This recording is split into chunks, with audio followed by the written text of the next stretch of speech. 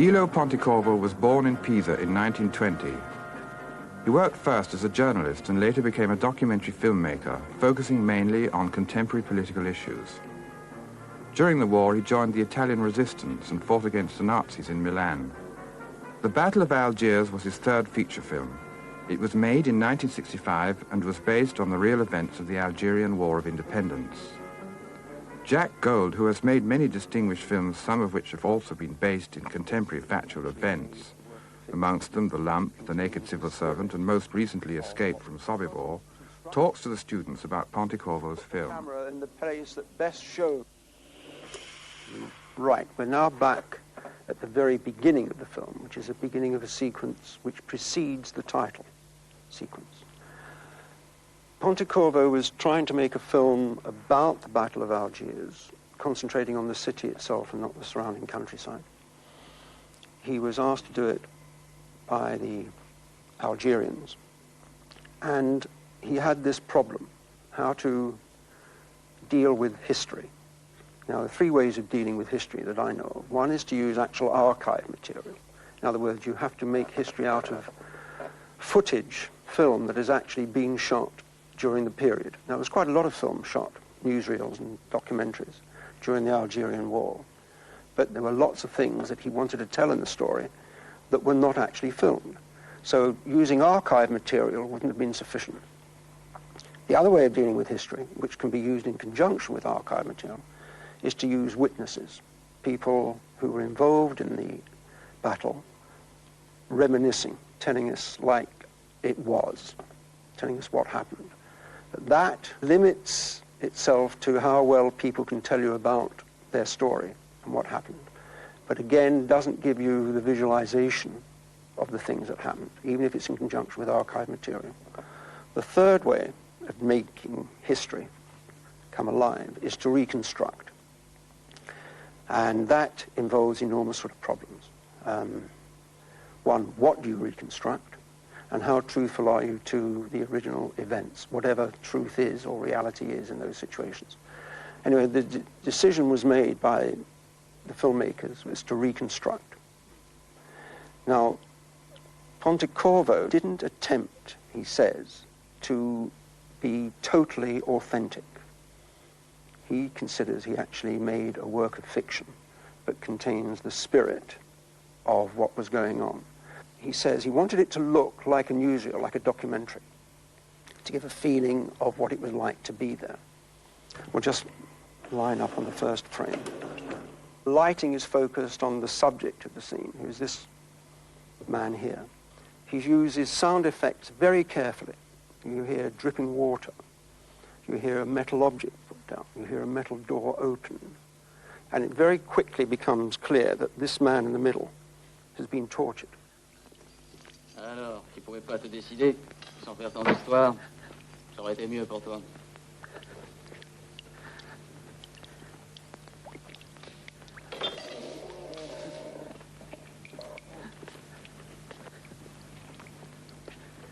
Il a finalement craché le morceau. Donne-lui du café. Allons, ne t'inquiète pas, va. Allez, bois un coup. Ça va te remettre.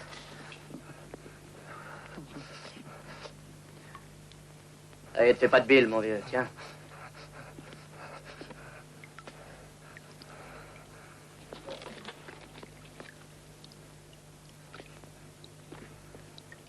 Fixe! Repos.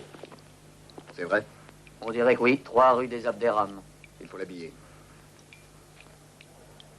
Allons, du cran. C'est fini maintenant, il ne peut plus rien t'arriver. Encore un petit effort. Est-ce que tu peux te tenir debout? Lâchez-le. Tiens, mets ça.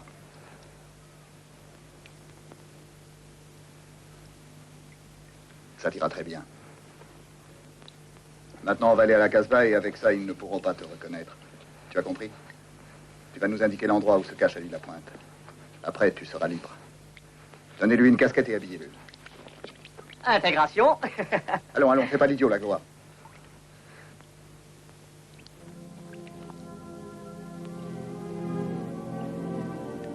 Allons-y.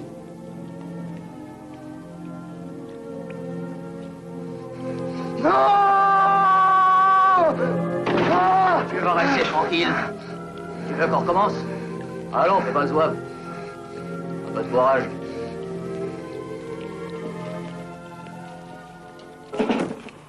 Right.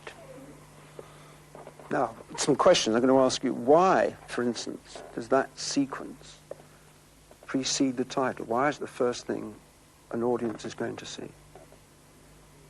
Why doesn't he have a title sequence and then start with that sequence we've just seen? Is it just to involve the audience immediately so that they're... I mean, did you feel involved immediately? Yeah, I mean, it's yes, emotional yes, involvement, yes. whereas the title sequence is very much like suggesting it's an adventure movie. That's right. I mean, that's how I feel about it. I mean, the title sequence immediately tells you you're in a movie. And by putting this sequence first, one gets the feeling that this is actually happening, that you're suddenly thrust into the middle of an event. The most closest emotional involvement you get is that end shot when you come in on the Algerian himself. He's really close up. There. Yes, and you are taken right into the film by his scream. Do you feel that you're looking at what could be an actual event, a documentary event?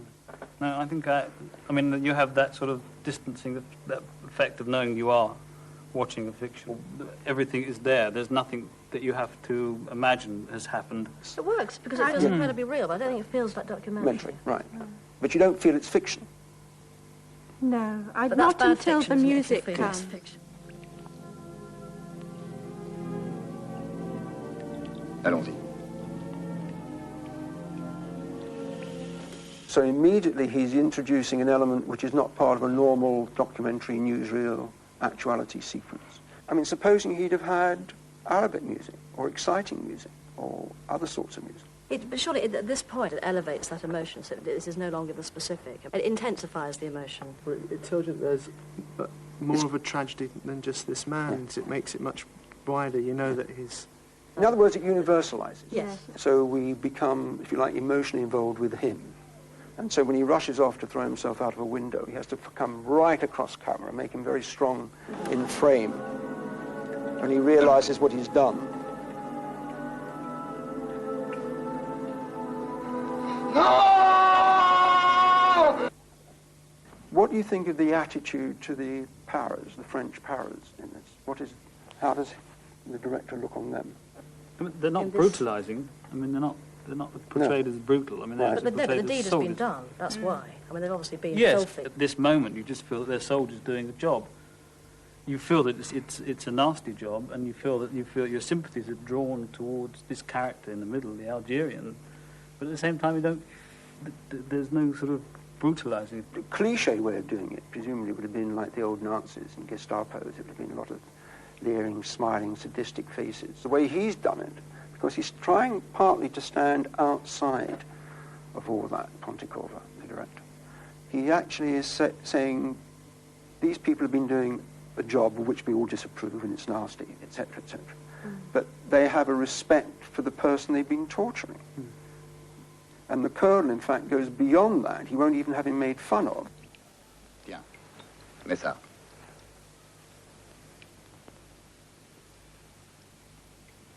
Ça t'ira très bien.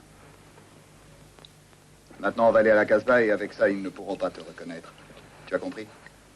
Tu vas nous indiquer l'endroit où se cache Ali Lapointe. Après, tu seras libre. Donnez-lui une casquette et habillez-le. Intégration. Allons, allons, fais pas l'idiot, la gloire. What about the performance of the victim?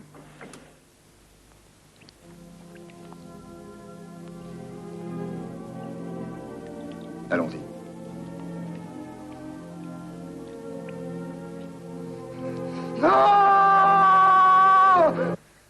It's stunning. I mean, it just draws you in towards his Now, he's plight. not an actor. In fact, the only professional actor in the whole film is the colonel. Everybody else in the film has never acted before, and there's hundreds of parts. This particular guy who plays the victim was a petty thief they pulled out of jail for this sequence. He went back to jail at the end of the... They put him back in? Yeah, he had 15 days to serve or something. But I mean, what is interesting is that part of the approach to the film has been to put people on the screen who at no time would you say, oh, remember that other film he was in? So how does he extract a performance like that from Well, he found it very difficult. He would actually have to work very hard with the person, I won't call him an actor, with the performer. And often, with a lot of the dialogue, we'd have to read the lines to the performer just before he'd said them and replay them. So it was a long, arduous job. You said that he did a lot with the sound. Does that mean it's all revoiced Yes. as well? Yes. The screen So that it's not his voice? does Screen that. May have been someone else's voice.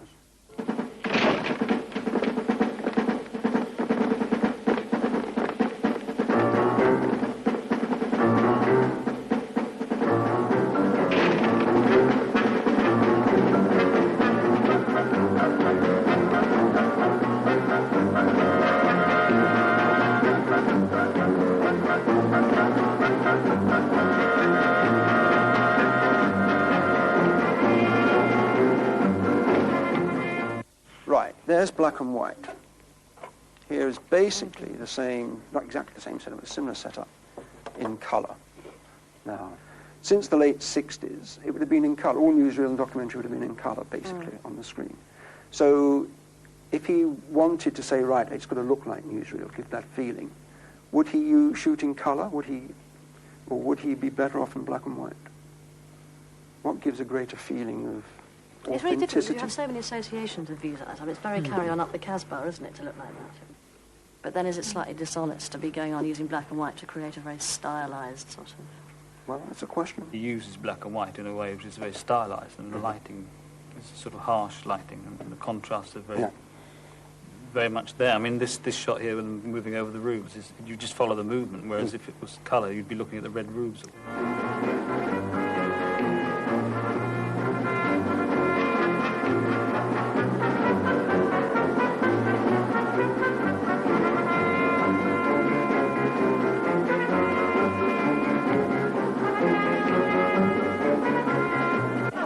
That shot on the rooftops, for instance, which is repeated in various parts of the film, but sometimes they're paratroopers and sometimes they're Algerians. But it's... At the same time, one says, well, that becomes like a very special shot of dominance and everything else or whatever. But in fact, if people are surrounding something and they're going to stand on a rooftop, so although it may be a great shot, it's also very much part of the actuality of events. They're on the rooftops because that's the most practical thing for a paratrooper to do.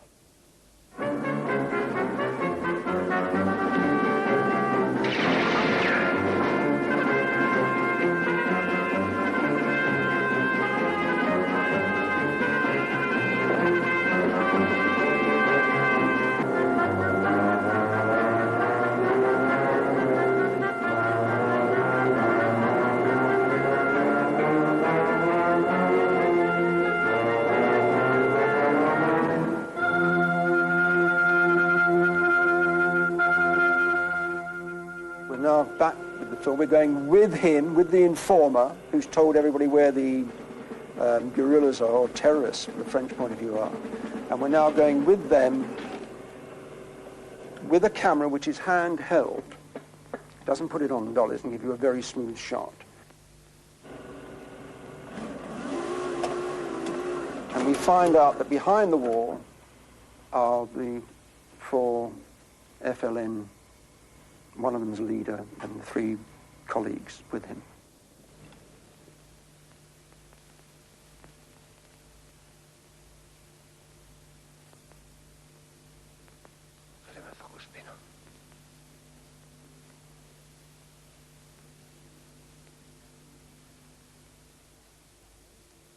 This character is known as Ali Lapointe.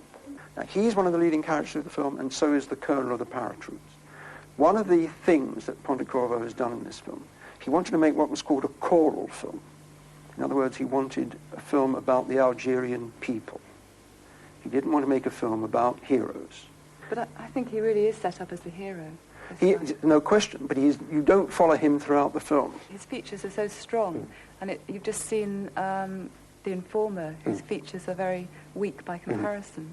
He, like the colonel and other characters that we focus on, or Pontecorvo focus on the film, come and go. They are by no means there all the time. He manages to give, put on the screen many characters, hundreds of characters, all of which come into their moment and then disappear again. So he's actually trying to make a film quite deliberately without personalities and say this is a groundswell movement. But it's very difficult because he finds he has to use the characters to, I think, help the audience follow the story through and actually identify. It's very difficult, I think, for audiences to identify with masses, crowds, but they can find it easier to do through individuals. Ali la pointe. La maison est cernée. Il n'y a plus rien à faire. Rends-toi. Fais d'abord sortir l'enfant et la femme. Ensuite, l'homme qui est avec toi. Et après, tu sortiras. Laissez les armes sur place. Fais pas le con, Ali, t'es foutu. Now, what do you feel when you see their faces? Resignation. Just those waiting for the moment, I feel. I mean, I actually have a mixed emotion. I mean, I feel there's a sense of hope there as well, that something may just happen. I feel they're emotionally sad. I mean, there was an old Russian director called Kuleshov who took a bit of film of an old man, just a neutral expression, and he put next to it, I think, a grave scene. And he showed it to an audience, and they said, "What's the old man feeling?" They said, "He's obviously feeling very sad."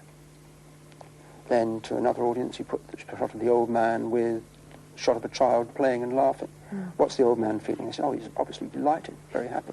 Same shot of the old man, but it was in relationship to the picture on either side of him that the audience thought a performance was being given. Now, that happens in this film occasionally with people who are non-actors. He can create a feeling in the audience of a performance, of a certain particular emotion he wants the audience to feel. In this case, he's not doing it with pictures necessarily, but he's doing it with a paratrooper's voice who's saying, "You're trapped, you've got nowhere to go, come out." Fais pas le con, Ali, t'es foutu. Tu es sous le feu des mitraillettes. Tu as aucune chance. T'as pigé? Ali, tu m'entends? Écoute bien. Tu es le dernier. Il n'y a plus rien à faire. L'organisation n'existe plus. Ils sont tous morts ou en prison. Si tu sors maintenant, tu auras un procès régulier. Allez, décide-toi. Pontecorvo uses some other devices. Flashback.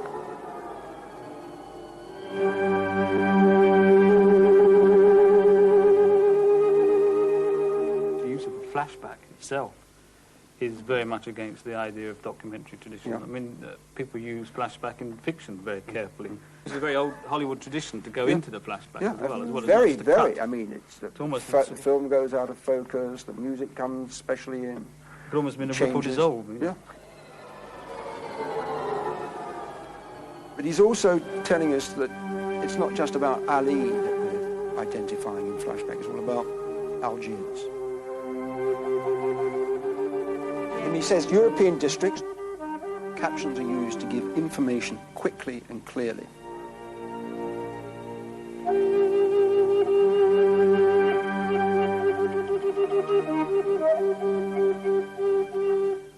Front de Libération Nationale. Communiqué numéro 1. He also uses a voice over, in other words, a voice that we hear, but we do not see the person speaking. Avec la restauration de l'État algérien. Dans le cadre des principes islamiques. These shots are not about Arab masses or the people militant or whatever. They're just people in the streets. Nous proposons une honorable plateforme de discussion pour le droit à notre peuple de disposer de lui-même. Algérien, ton devoir est de sauver ton pays et de lui rendre la liberté. Sa victoire sera la tienne. En avant, frères, unissez-vous. Le Front de Libération Nationale vous appelle à la lutte. Right. I mean, are you sure that he didn't direct this and just ask them to look at the camera? Oh, I'm sure. No, I would guess that he just put the camera up and didn't pretend to hide it. So it is fact that he I did would not direct I this would to crowds. assume that everything in the film is what he intended to be in the film, Sure. and that these shots are deliberately chosen. That child, for instance, is quite clearly watching what the cameraman's doing. Sans distinction de race ni de religion. Aux autorités françaises, pour limiter... But there's an interesting cut coming. plateforme de Now, he says over this coming shot, your fate is in your hands, I think. Yes. Now, he has a number of choices of what picture to put over that particular line, and he chooses a shot of a child. Algérien, ton Your devoir est duty de is to sauver ton rescue pays your et de country. lui rendre la liberté. Sa victoire sera la tienne. Now, why does he do it over a child and not Because the child is a future. It's the future. So, I mean, it's a very careful decision he's made. Approchez Amsterdam, à vous jouer. هاي Amsterdam أتقدموا. هذه ما تربحش وهذه ما تربحش. هذه ما تربحش. هذه تربح. هذه تربح لاز هذه ما تربحش وهذه ما تربحش دايما على لاز allez monsieur dame approchez à vous jouer اتقدموا هذه ما تربحش وهذه ما تربحش رامي si vous voulez madame à vous jouer اتقدموا ميزي غرو غاني غرو دايما على لاز لاز approchez monsieur dame approchez دايما على لاز هذه ما تربحش وهذه ما تربحش Il est toujours là.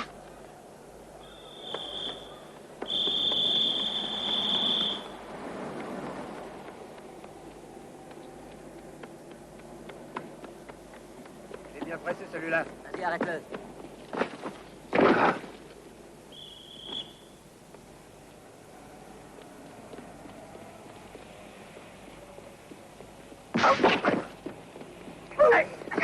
Roule-lui un coup de poing dans la tête, salaud, c'est un petit coup, là. Mais arrêtez.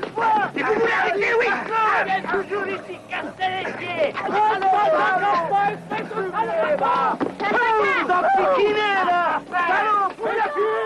Amar Ali. Ali Lapointe. Né le 15 janvier 1930 à Miliana. Analphabète. Profession, manœuvre, maçon, boxeur. Actuellement sans travail. Situation militaire, insoumis. 1942. Tribunal pour mineurs d'Alger. 1 an de maison de redressement pour acte de vandalisme. 1944. Tribunal pour mineurs d'Oran. 2 ans de maison de redressement pour cause de désordre public. 1949. Tribunal d'Alger. Condamnation à 8 mois de prison pour outrage à agent dans l'exercice de ses fonctions. I think that low shot where he falls into camera is quite strange. And I find it really awkward. Go back and have a look at it. What an impertinence to say so, but I do find it a bit... No, it's all right, because does it hinder your belief in what is happening? I think because it's such an extreme angle, and it's unlike... I mean, I know you keep talking about happening to place the camera, but it's clearly beautifully constructed to ape the best parts of the documentary. But that shot is... Well, we're does so it, in fact, familiar with it. detract from what's happening? It's almost cartoony, that's where I find it. Anyway, here he comes. Vas-y, arrête-le.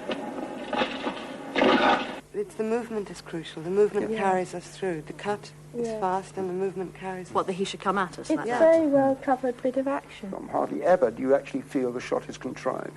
I just felt that particular angle, the low angle of him coming into frame, was slightly out of that. Yeah. So you agree, really? Yes, I think so. I think the movement carries it. Well, movement's wonderful. The cut's terrific because it's happening so fast. Il est bien pressé celui-là. Vas-y, arrête-le. Gets up. Here's the whistle of the policeman, so we know the policeman's coming. He looks. Now he sees the policeman. Now's his point. Does he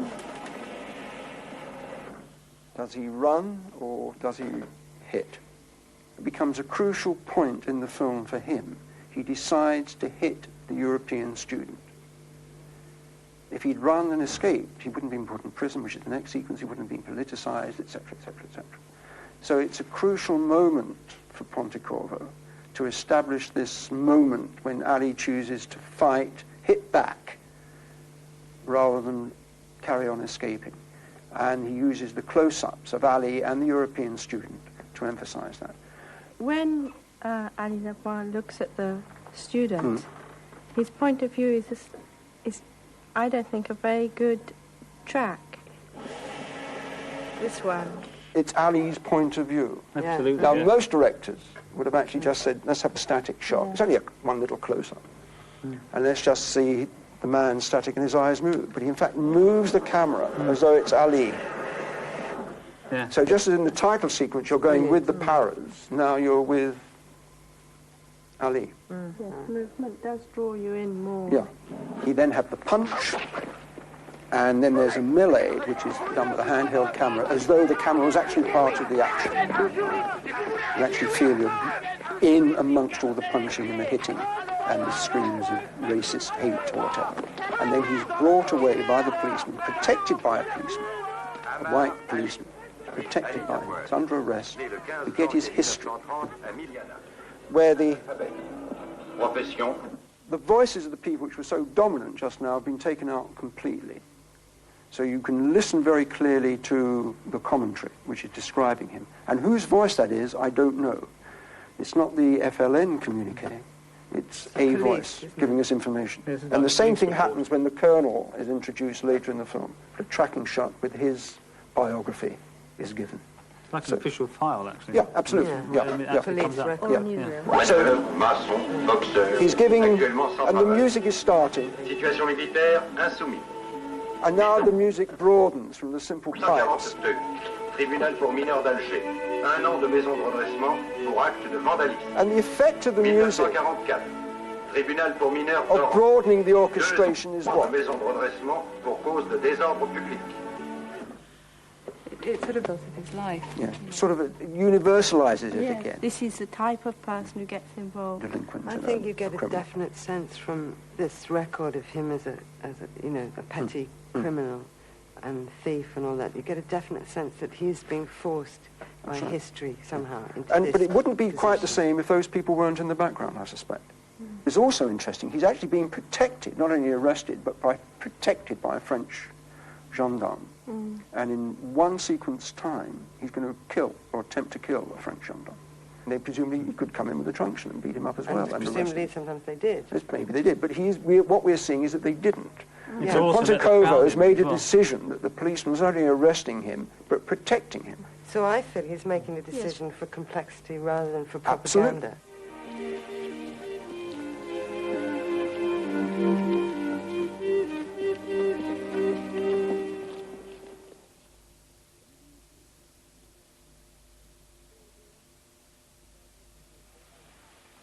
So 5 months later, there's a very clean, informative caption.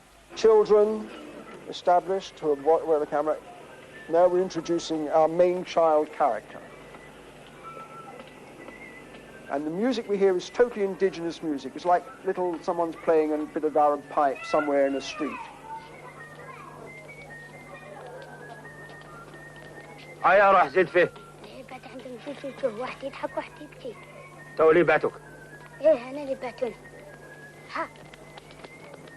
احبس. هيا. هيا لهنا. تعرف تقرا؟ نعرف. شد.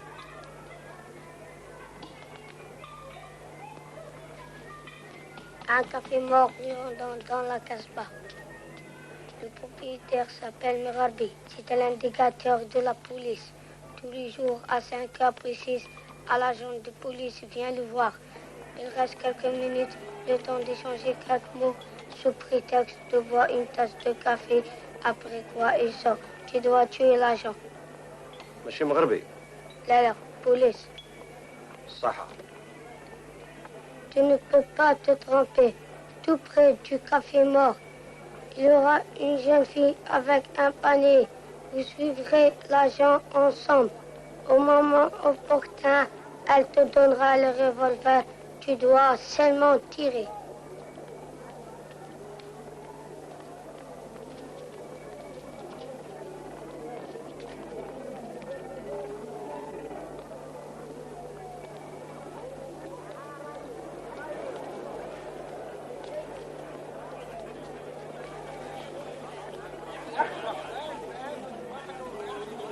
القيني شوفوا الخوة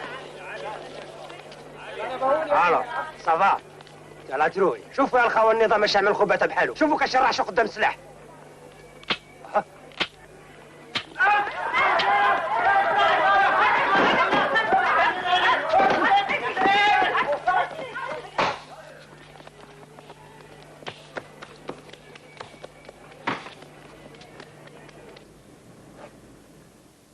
What is interesting is, one is that compression of time, which is a terrific device. But the other thing that comes out of this sequence is that he introduces a child, because he's already basically done it with that commentary in the early sequence when he cuts to that smaller child from The Future's in Your Hands. Now we have a slightly older child that becomes a strong participant in the scene. But he also introduces for the first time a woman, who becomes very strong throughout the film as the film develops. A woman dressed in traditional Muslim clothes, veiled, whatever. And she's an integral part of the assassination attempt. She's the one that carries the gun in the basket. And the gun in the basket is referred to quite crucially later on. We also don't really get to know the policeman. I mean, there's one tiny moment with the policeman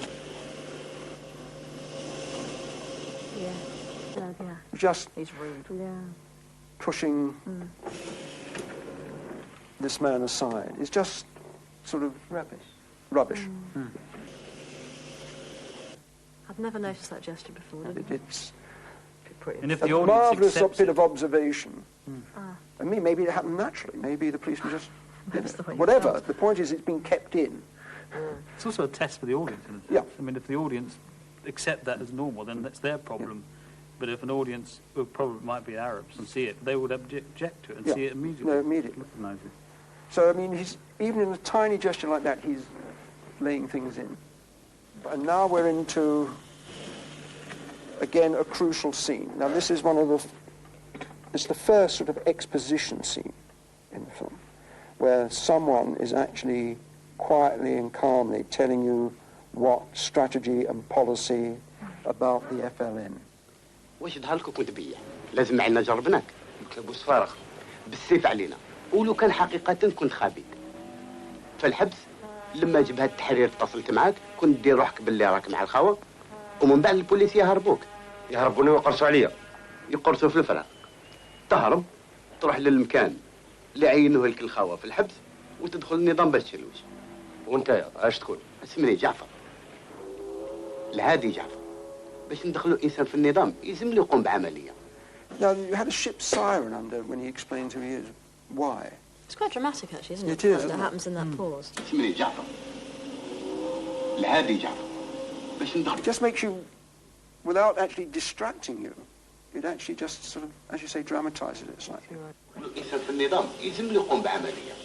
لو كان امرتك باش تقتل القهوجي اللي هو جزائري الاستعمار كان يخليك تقتله حتى ولو حقيقة كان خبيث فهمتني علي؟ هذا يبين لك باللي هذه ماشي حجة لنا ودير في بالك لو كان أمرتك باش تقتل البوليس الاستعمار كان ما يخليكش تقتله أبدا باش نقصره لو كان كنت حقيقة نبيع كنت ما تقومش بهذه العملية لكن ما قتلتوش المفيد لنا هو اللي كنت ناوي في فكرك ورحت باش تقتله أنا غادي نحلي ما عندكمش ثقة فيا هيا ما تنواش يا أخي فهمتك وزدت قلت لك باش تقرص في الدار هذه لا He moves at a point in the dialogue when he's finished the explanation about the test. One part is over and something else is happening. يلزمنا قبل كل شيء ننظموا مليح ونصحوا المضارب ونتخباو ذاك الوقت ننجموا نجوزوا المعركة النظام راه يتقوى ولكن مازال بزاف الفساد السكرجية الناس بلا شرف الناس اللي ما يخموا غير على نفسهم الناس بلا ثقة واللي يتكلموا بزاف ويزوخوا وما عندهم حتى ضمير يلزمنا ينجلبوهم ينمحوا لازم قبل كل شيء ننظموا البلاد ونكافحوا هذا المر الكبير من بعد هذا الشيء ننجموا نجوزوا العدونا الحقيقي فهمتني يا اخو علي؟ Music starts and what's the effect of that music? It's not the Arabic music that we've been Again, used it's to. universalising. Yeah. It's saying you're joining Universalising this it. great organisation Yeah. and this is what it stands for. It's also a very uncompromising speech in terms totally. of urban guerrilla warfare. Yeah. In the sense that they have to eliminate. I mean, it's like a textbook. It's a brilliant training film. Yes. But it has been used as training film, apparently. The Black Panthers, apparently in America, were recommended to see it. After the purging, we have a Muslim wedding, which is conducted by a leader of the FLN, and we just have a couple of close-ups in the sequence of characters that we see later in the film. He's behind the wall, and there's just a little moment showing a little personal human feeling, which we don't get much of in the film at all. The ceremony is carried on, and it's conducted by the FLN. She's unveiled, which is one of the first sequences we see with a woman in the film unveiled. The prayers are then conducted, and the sequence develops from the prayers to the Arabs on the rooftops like the paras were earlier. And the sound changes on the next shot.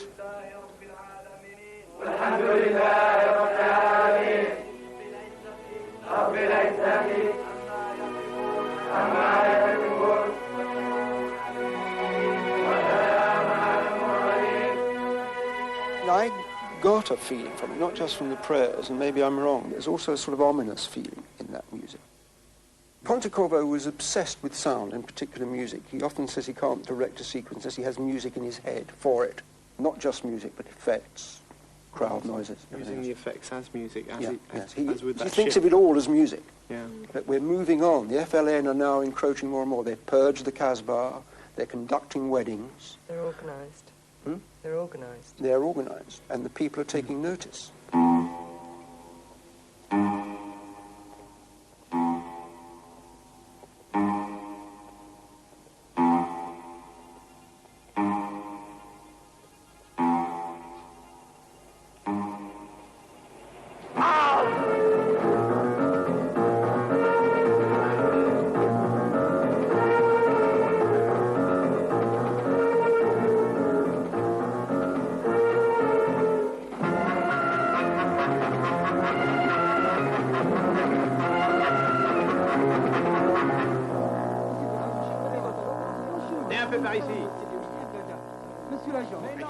Sort of suspect what's going to happen, but we don't know. So there's another sort of cat and mouse tension. Non, Antoine.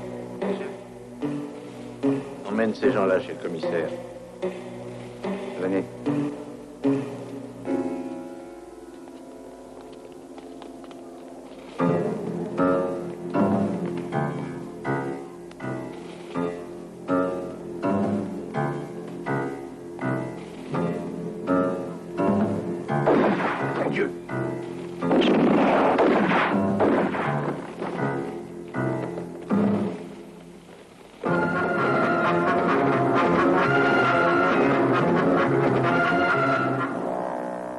Now, what would be the normal reaction of the forces of reaction in a traditional sort of film? What would be the emotional tone, if you like?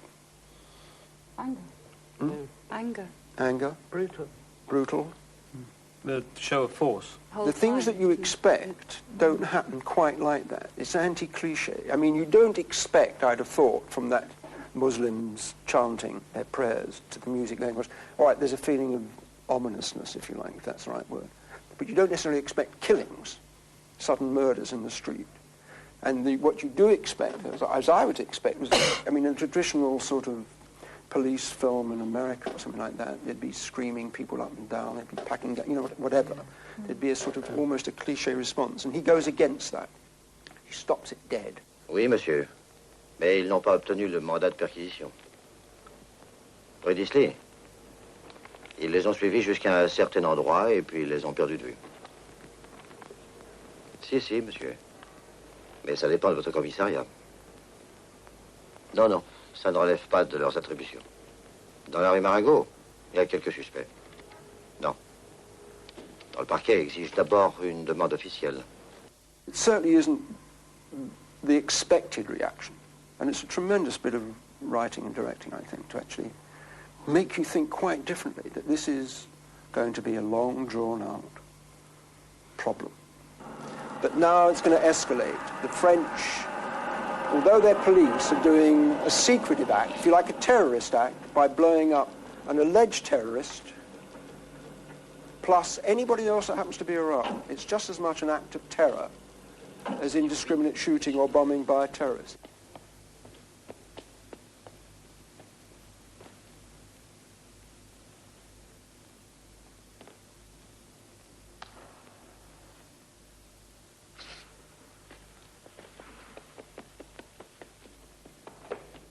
After the explosion, and we see the people digging out the bodies and the women keening, what sound do you expect to hear?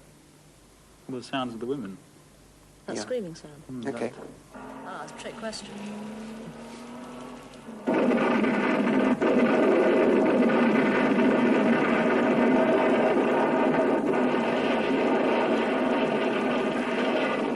Those are civilians being bombed.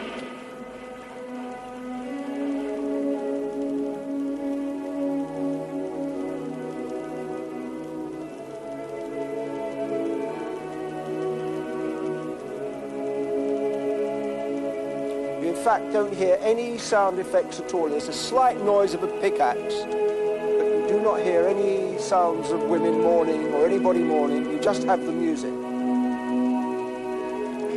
And again, the people on the skyline, just as we've had before, each having a different meaning now.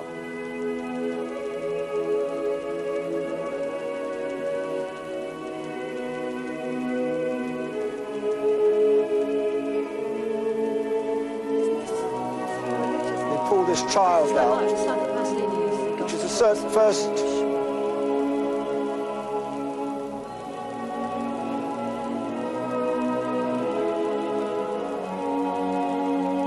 camera's just probing in gently. Why do you think he uses religious music so much? Just get to the end of it and we can discuss it. Sorry.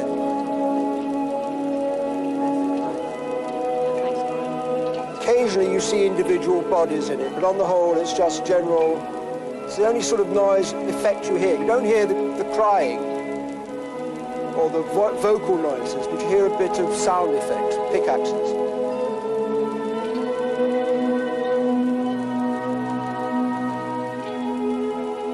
And then he particularly picks on this child that's been murdered to show.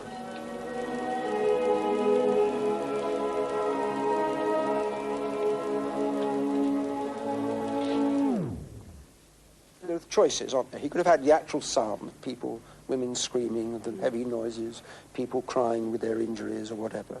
He could have done that by itself. He could have had indigenous Arabic music, saying these are Muslims, these are Arabs that have been killed. Could have had a mixture of that and the effects. But he's gone quite the other way. He's taken out virtually every normal, natural sound effect, except a bit of the pickaxe. You don't hear any voice at all, although patently the women are, mourning vocally. You see shots in their mouths and everything else. And he uses, if you like, Occidental music, Western music.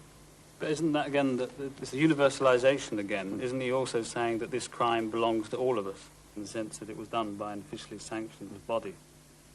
And they've actually escalated the war. I have a problem with this universalizing that we talk about, because it is westernizing it. It's not actually universalizing it, is it? He's Good point. Yeah. It seems like Pontecorvo is talking in his own tradition. It's a Catholic image. Yeah. He seems to be talking it's westernized to a European audience. Yeah. He's I talking think it's a very to that. interesting point. Yeah. And he is trying to make it incredibly powerful, because this is a moment of complete brutality and of terrorism. I immediately thought of the Americans bombing Libya. Yeah. And the shots and Tebbett's complaints about the fact of the media showing almost exactly the same images. And when you actually consider that this film was made within a couple of years after the end of the war, where it is estimated that 1 million Algerians died and 20,000 French died, to actually be reasonably objective, if you like, and restrained about that. And this is the backing of the Algerians. That's an extraordinary moment. Anyway, we're going to move. What do you expect to happen now on the screen?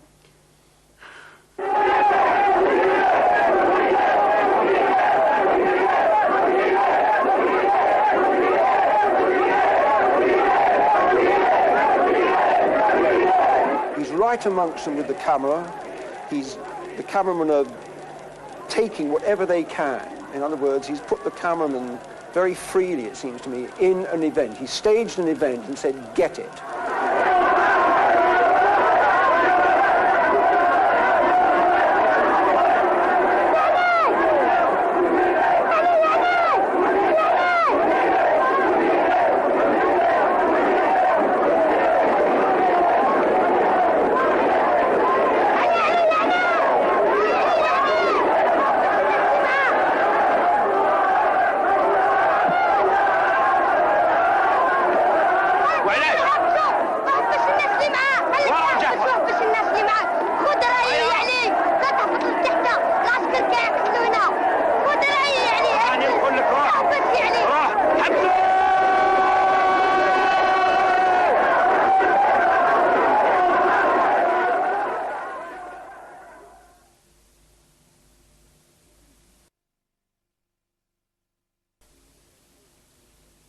What you would expect it to happen in the French police station, you're actually happening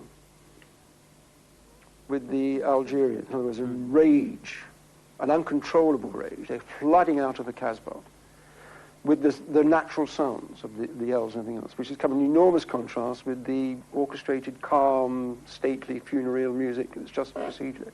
So he's constantly dragging your attention onto the screen. Jafar comes through. جبهة الهدوء جبهة التحرير هي راح تدخل في الطار الهدوء جبهة التحرير هي تدخل في الطار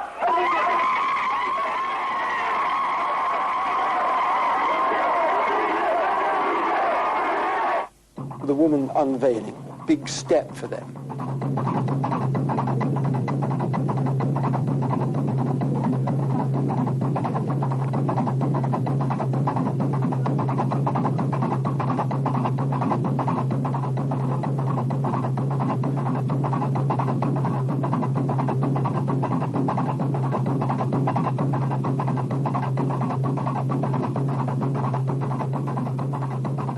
Wouldn't get the same effect if you're just on her, but you can see her looking at herself and going through the action.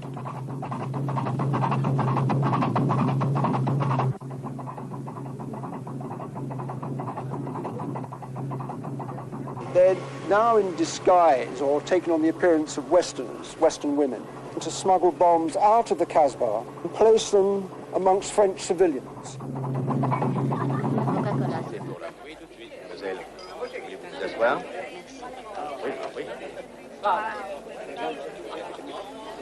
Voici, mademoiselle. Merci.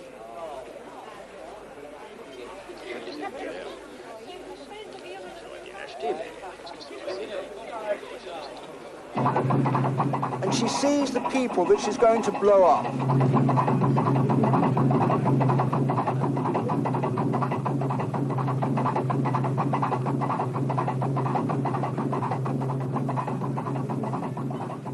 We know that these people are going to die. She knows these people are going to die. Is there anything on her face that tells you what she's thinking or feeling?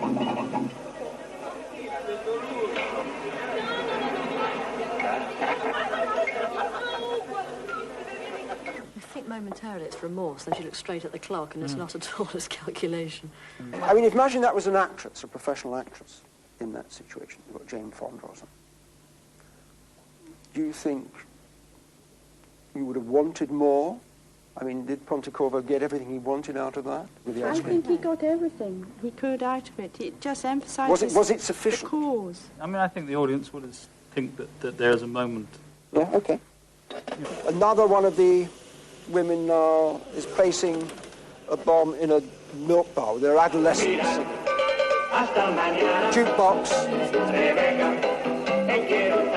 Playing a song which has obviously been chosen called Tomorrow We Live, Mañana Vivia or something. So that's a very heavy ironic point. And the third woman, who we see at the very end of the film, very significantly at the end of the film. So again, it's one of his characters that come into the foreground and then go into the mass. So she lays a bomb in an air terminal.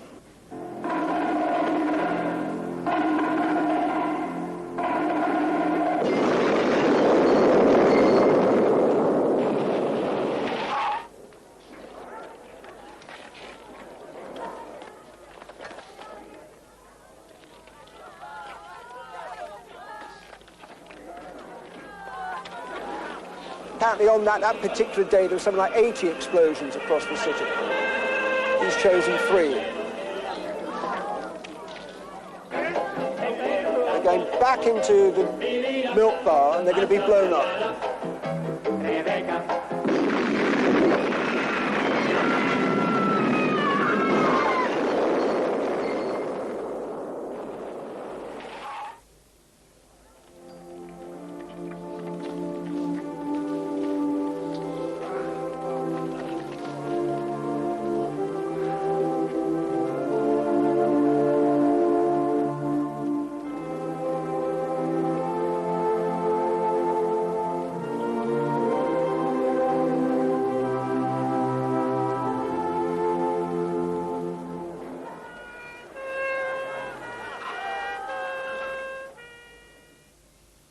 We've just had a sequence of the French civilians being bombed, with only a snatch of the elegiac music, but mainly effects. What would you expect to see next? French reaction? Yes. What sort? Similar to the Arab one. Right. What does Pontecorvo give us? He gives us this. Cheering, smiling Frenchmen. And why? Because the paratroopers have arrived. D'importantes décisions ont été prises pour assurer le maintien de l'ordre, ainsi que la protection des personnes et des biens. Il a été décidé que le général Cavell, commandant la 10e division parachutiste, assumera à Alger la responsabilité de l'ordre. Il disposera à cet effet des moyens civils et militaires et des pouvoirs spéciaux énumérés par le décret publié au journal officiel.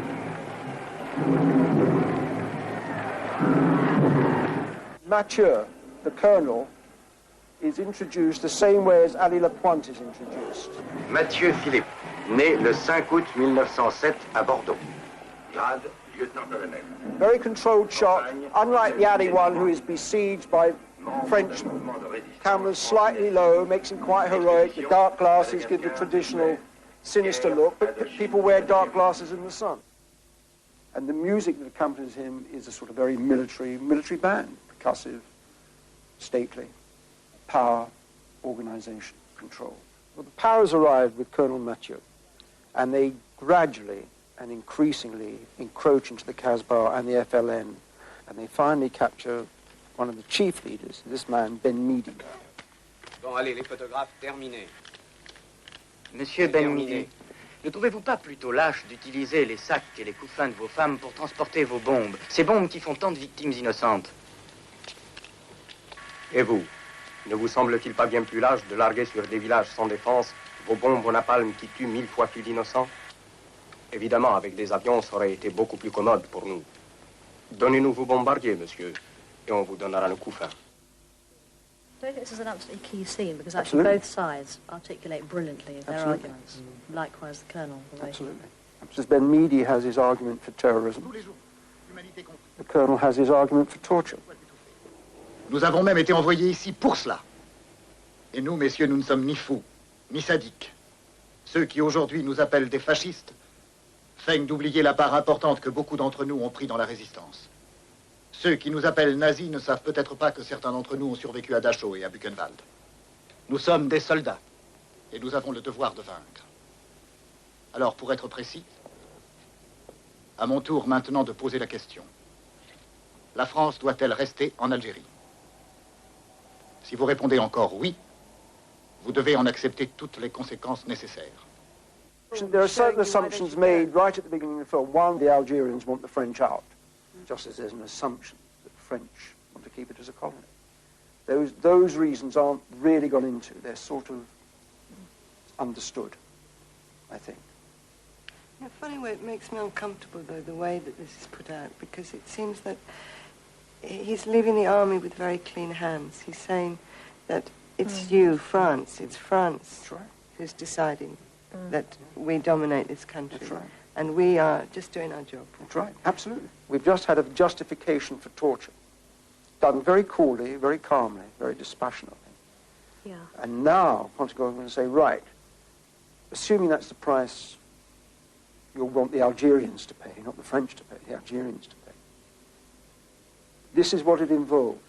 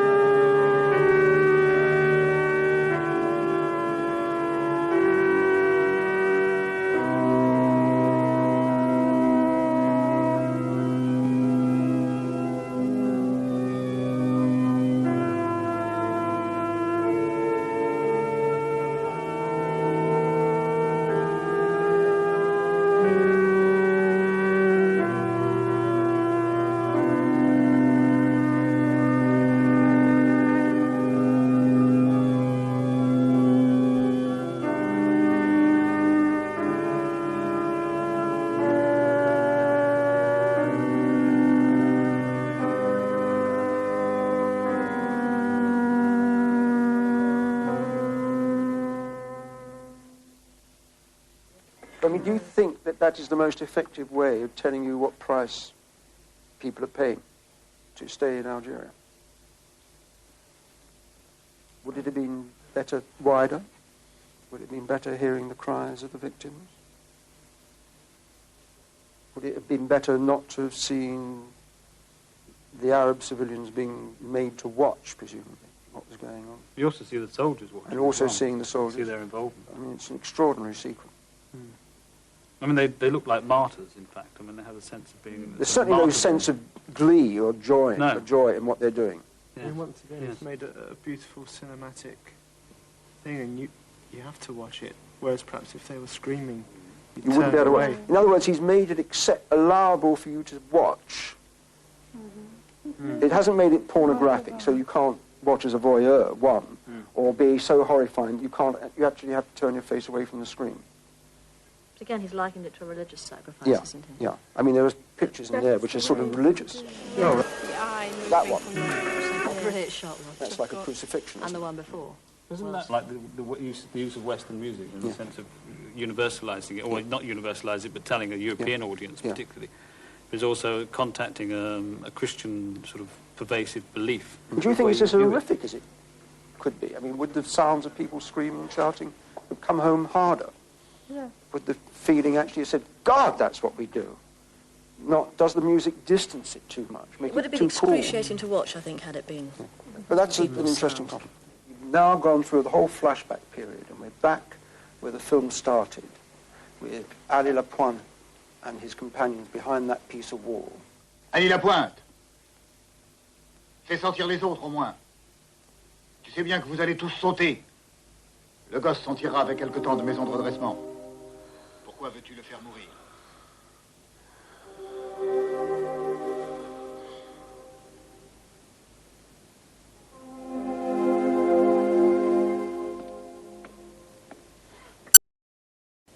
Il est toujours là, celui-là? Allez, emmenez-le.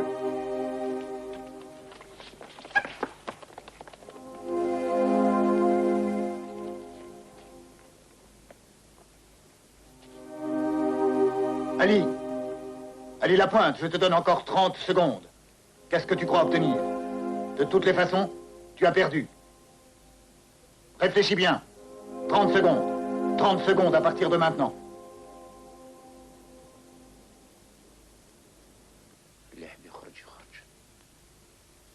انت وش توسي؟ أنا ما عنديش الأمل فيهم.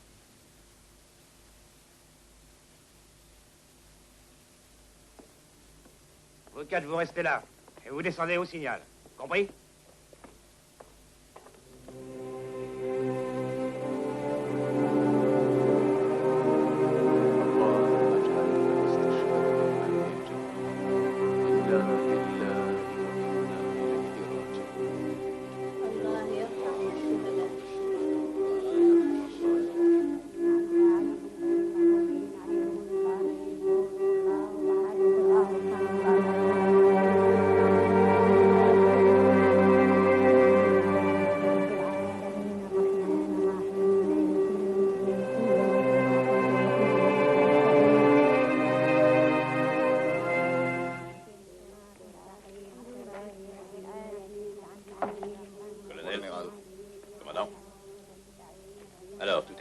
Oui, tout est en place, mon général.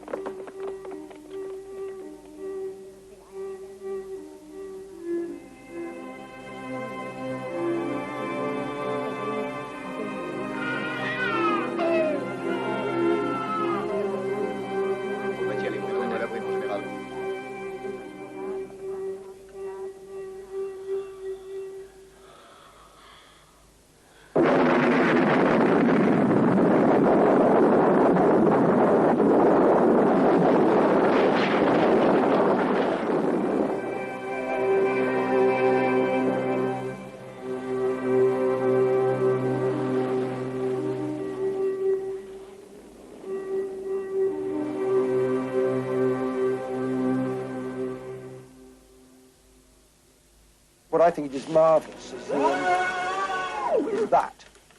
Yeah. That shot. It's like I don't know what it's like, really. They've made this gap through which the light comes. Mm-hmm. And they do that, those people with their deaths. They do create a gap which then the mass fill. The powers think that because they've now got all the leaders of the FLN, the rebellion will now be crushed and over. And in fact, for 2 years it was fairly dormant apparently in the city of Algiers. 2 years later, the whole thing erupted again. It was a mass reaction that came out of the city. On ne sait pas quel en aurait pu être le prétexte. He goes through time, through day and night. And the day is full of all this effect. Use of flags, use of crowds, use of the armed forces, or oppressive forces. And you start hearing that wonderful trilling, ululation noise again.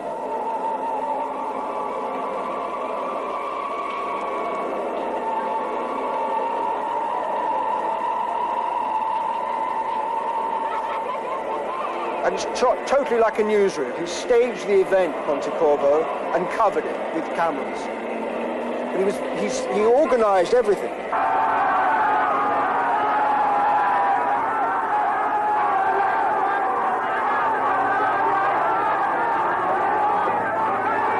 He's doing what a unusual cameraman would do in the circumstance. He's now observing it from behind the French lines, as you might say. Yeah.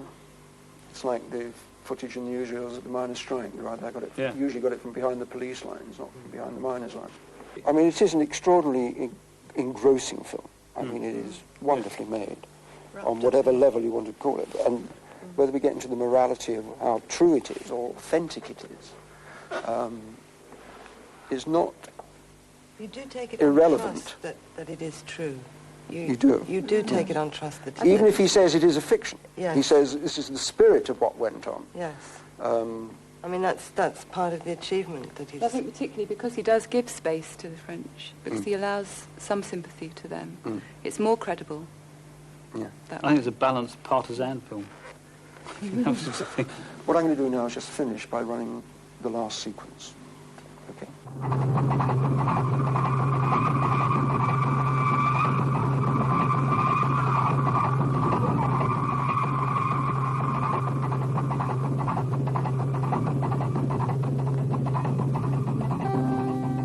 Deux années de lutte devaient encore passer. Et le 2 juillet 1962, avec l'indépendance, naquit la nation algérienne.